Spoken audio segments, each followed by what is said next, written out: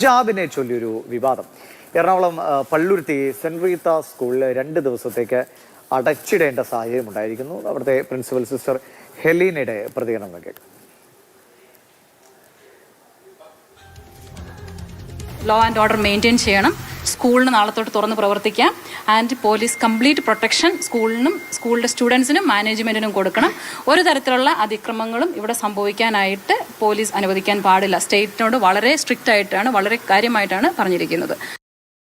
Basic issues നമ്മുടെ uniformity keep ചെയ്യാത്ത ഒരു രീതിയിലുള്ള ഒരു പ്രവേശനമായിരുന്നു ഒരു കുട്ടിക്ക് ഉണ്ടായിരുന്നത്.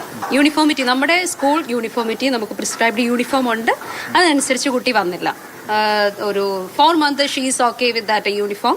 ബട്ട് ഒരു പെട്ടെന്നുള്ളൊരു സുപ്രഭാതത്തിലാണ് കുട്ടി ഈ ഒരു രീതിയിലുള്ള യൂണിഫോം ആയിട്ട് വരുന്നത്. നമ്മൾ പറഞ്ഞതനുസരിച്ച് കുട്ടി അത് മാറ്റി വെച്ചു, ബാഗിൽ വെച്ചു. സ്നേഹത്തോടെയാണ് നമ്മളത് പറഞ്ഞത്. കുട്ടി അത് കേൾക്കുകയും ചെയ്തു. 3rd day മദർ വന്നിരുന്നു നമ്മുടെ അടുത്ത് പറയാനായിട്ട്.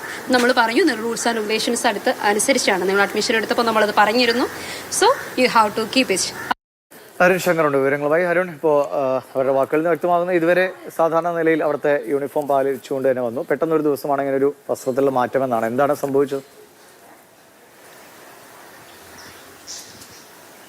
അതെ, പള്ളുരുത്തി സെന്റ് റീത്ത സ്കൂളിലാണ് ഈ സംഭവം ഉണ്ടായിരിക്കുന്നത്. ഇപ്പോൾ സ്കൂൾ 2 ദിവസത്തേക്ക് അടച്ചിട്ടിരിക്കുകയാണ് ഈ വിഷയത്തെ തുടർന്ന്. കാരണം ഒരു ക്രമസമാധാന പ്രശ്നമായി ഇത് മാറി എന്നുള്ളതാണ് സ്കൂൾ അധികൃതർ പറയുന്നത്. അതിനെ തുടർന്ന് ഇവർ ഹൈക്കോടതിയെ സമീപിച്ചു. അല്പം മുമ്പ് ഹൈക്കോടതി ഈ സ്കൂളിന് പോലീസ് സംരക്ഷണം നൽകാനായിട്ട് ഉത്തരവിട്ടു എന്നുള്ള കാര്യം അവർ പങ്കുവെക്കുന്നു. ഇപ്പോൾ സ്കൂൾ പ്രിൻസിപ്പൽ തന്നെ നമ്മളിപ്പോൾ ചേരുകയാണ്. ഇപ്പോൾ ഇതൊരു ക്രമസമാധാന പ്രശ്നമായി ഇവിടെ മാറി. ഈ കുട്ടി ഈ വർഷമാണ് ഇവിടെ അഡ്മിഷൻ എടുത്തതെന്ന് പറയുന്നു. തുടക്ക സമയത്ത് നിങ്ങളുടെ സ്കൂൾ യൂണിഫോം കോഡ് പാലിച്ചിരുന്നോ? ഈ പെട്ടെന്നാണോ ഇത്തരത്തിലൊരു മാറ്റത്തിലേക്ക് വന്നത്? തുടക്കം മുതലേ ഈ കുട്ടി നമ്മുടെ യൂണിഫോം കോഡ് തന്നെയാണ് പാലിച്ചിരുന്നത്. ഈ കഴിഞ്ഞ ഒക്ടോബർ 7 കുട്ടി വേറൊരു ഡ്രസ് കോഡിൽ വരുന്നത് തന്നെ. അപ്പോൾ 7-ാം തീയതി വന്നു. 7-ാം തീയതി വന്നപ്പോൾ അത് ഹാൻഡിൽ ചെയ്തു. എന്നാലും എനിവേ കുട്ടി പ്രോഗ്രാം കാണട്ടെ എന്ന് വിചാരിച്ച് നമ്മൾ അവിടെ തന്നെ ഇരുത്തി. പ്രോഗ്രാം ആയതുകൊണ്ട് ക്ലാസ് ടൈമിലാണെങ്കിലും മറ്റു കുട്ടികളുമായിട്ട് ഒരേ ഒരു യൂണിഫോമിറ്റിയിൽ അത് കാണില്ല. സോ നമ്മൾ 7-ാം തീയതി പാരന്റിനെ വിളിച്ചു. ആ സമയത്ത് നമുക്ക് മീറ്റ് ചെയ്യാൻ സാധിച്ചില്ല. കാരണം നമ്മുടെ ഇനാഗുറേഷൻ സമയമായിരുന്നു. അവിടെ അതിൻ്റെ ഇനാഗുറൽ സെറമണി നടക്കുന്ന സമയത്ത് പാരന്റിനെ വെയിറ്റ് ചെയ്യാൻ പറഞ്ഞു. പക്ഷെ അദ്ദേഹം മദറും ഫാദറും ഉണ്ടായിരുന്നു. അടുത്ത ദിവസം 8-ാം തീയതിയും കുട്ടി സമാനമായ വസ്ത്രം അണിഞ്ഞു വന്നു. ഉടനെ തന്നെ നമ്മൾ തലേന്ന് തന്നെ 7-ാം തീയതി നമ്മുടെ PTA ഇത് അറിയിച്ചു. PTA എക്സിക്യൂട്ടീവ് മെമ്പേഴ്സിനെ നമ്മൾ ഇത് അറിയിച്ചു. അവർ തീരുമാനം എടുത്തു. മാനേജ്മെന്റ് എന്ത് ഡിസിഷനാണോ എടുക്കുന്നത് അത് തന്നെ നമ്മളും ഇതിനെ എഗ്രി ചെയ്യുന്നു എന്ന് പറഞ്ഞുകൊണ്ടാണ്. നിങ്ങൾ പറയുന്ന ക്രമസമാധാന പ്രശ്നം ഉണ്ടായി എന്നുള്ളത്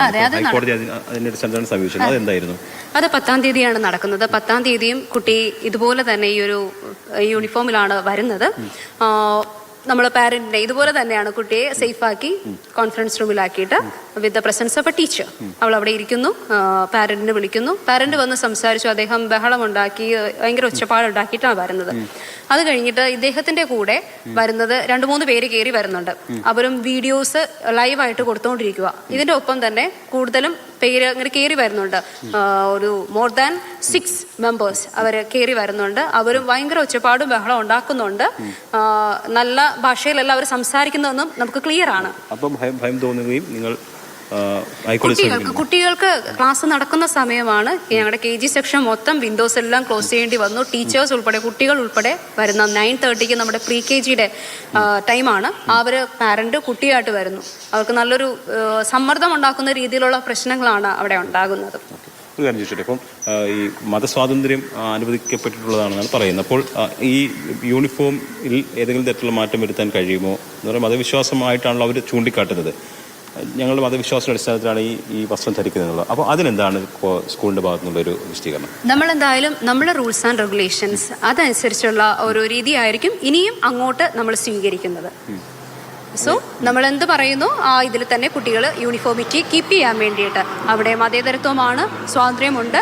അപ്പോൾ ഒരാൾക്ക് ഇങ്ങനെ വരാം, മറ്റൊരാൾക്ക് ഇങ്ങനെ വരാം എന്ന് പറയുമ്പോൾ അതിൽ തമ്മിലൊരു ഡിഫറൻസ് ആണ് കാണിക്കുന്നത്. സോ ലെറ്റ് ദം കം, ഒരു യൂണിഫോമിറ്റിയിൽ അവർ വന്നോട്ടെ. ഇന്ന് AEയോട് വന്ന് സംസാരിച്ചു.